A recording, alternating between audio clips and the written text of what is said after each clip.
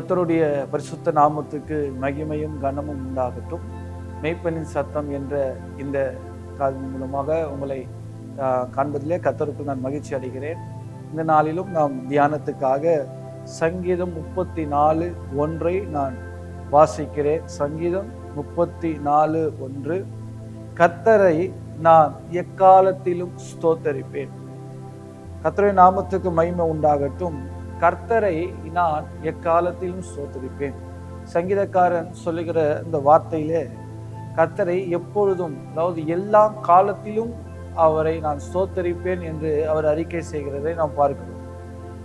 நல்ல நாட்களிலும் கர்த்தரை நாம் மறக்கக்கூடாது, தீங்கு நாட்களிலும் கர்த்தரை நாம் வெறுக்கக்கூடாது.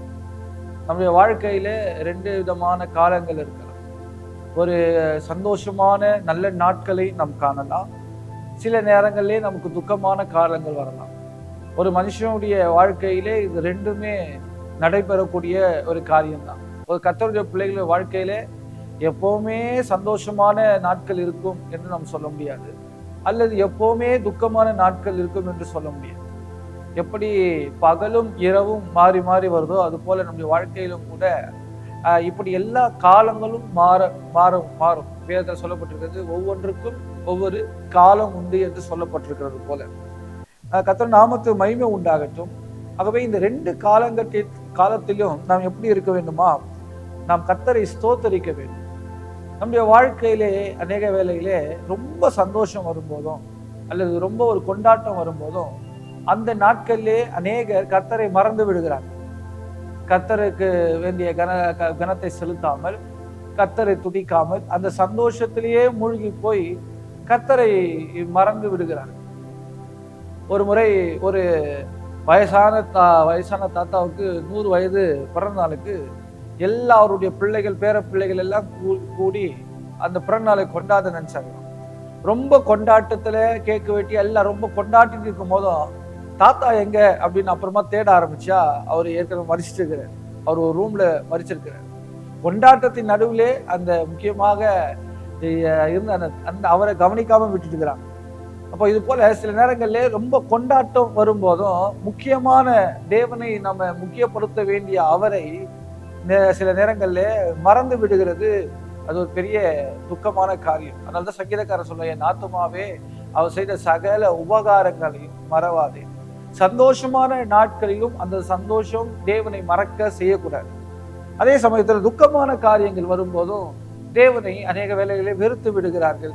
அவர் அங்கலாய்ப்பை கொட்டி விடுகிறார்கள், பேசி விடுகிறார்கள். அப்படி இருக்கக்கூடாது. இந்த தாவீதுக்கு இந்த 2 விதமான அனுபவம் இருந்தது. அவனுடைய வாழ்க்கையில நீங்க வாசித்து பார்த்தீர்கள் என்றால் 2 சாமுவேல் 7:2 அவர் இப்படியாக சொல்லுகிறார், நான் எனக்கு ஆண்டவர் இப்படிப்பட்ட ஒரு நல்ல வாழ்க்கையை தந்திருக்கிறார், ஆனால் கர்த்தருடைய வெற்றியோ திரைக்குள்ள இருக்கிறதே என்று சொல்லி தன்னுடைய வாழ்க்கையிலே, அரண்மனை வாழ்க்கையிலே அவன் இருக்கும்போது கர்த்தரை நினைக்கிறான், கர்த்தரை மறக்கவில்லை. அதாவது நல்ல நாட்களிலே கர்த்தரை மறக்காது இருந்தான். அதே சமயத்தில நீங்கள் பார்க்கும்போது தீங்கு நாட்கள் வருகிற வேளையிலே, அந்த தீங்கு நாட்களிலே அவன் கர்த்தரை வெறுக்கவில்லை. நீங்க 2 சாமுவேல் 16:12 நீங்க இதை வாசிக்க முடியும்.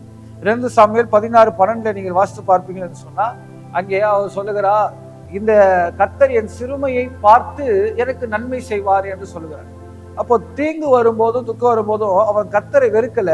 அந்த நாளிலும் கூட அவன் கர்த்தரை நினைக்கிறான். கர்த்தருடைய நாமத்துக்கு மகிமை உண்டாகட்டும். இதுல நல்ல யோபு நமக்கு நல்ல ஒரு உதாரணமாய் இருக்கிறது.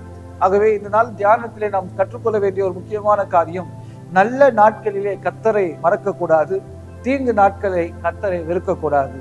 கர்த்தரை நாம் எக்காலத்திலும் ஸ்தோத்தரிப்போம். எங்களை நேசிக்கிற நல்ல பிதாவே, இப்படியாக தாவீது சொன்ன வார்த்தையின்படியாகவே கர்த்தரை எக்காலத்திலும் ஸ்தோத்தரிக்கக்கூடிய ஒரு நல்ல இருதயத்தை எங்களுக்கு நீ தரும்படியாக ஜெபிக்கிறோம்.